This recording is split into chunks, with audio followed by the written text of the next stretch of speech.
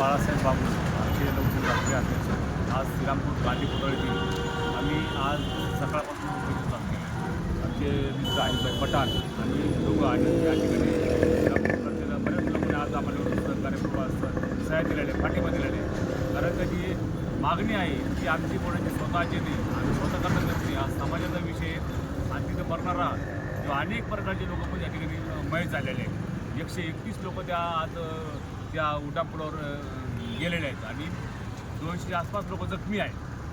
तर या पुलाजवळ ती असा विषय आहे की तिथं ते रुंदीकरण केलं पाहिजे किंवा तिथं फलक लावले पाहिजे. तिथं स्पीड ब्रेकरचं 30 किंवा 20चा स्पीड ब्रेकर असं दिलं पाहिजे.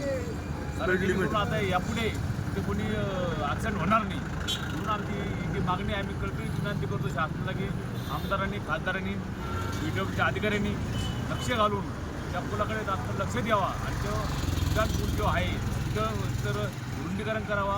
किंवा औरंगाबादला आपण जेव्हा जातो, औरंगाबाद जाताना तिथे रेल्वेचं उड्डाणपूल आहे तिथं त्यांनी बघा कसं केलेलं आहे की तिथं ॲक्सिडेंट होऊ नये म्हणून तिथं डायरेक्ट त्यांनी 2 मध्ये डिवायड करून दुहेरीकरण केलेलं आहे.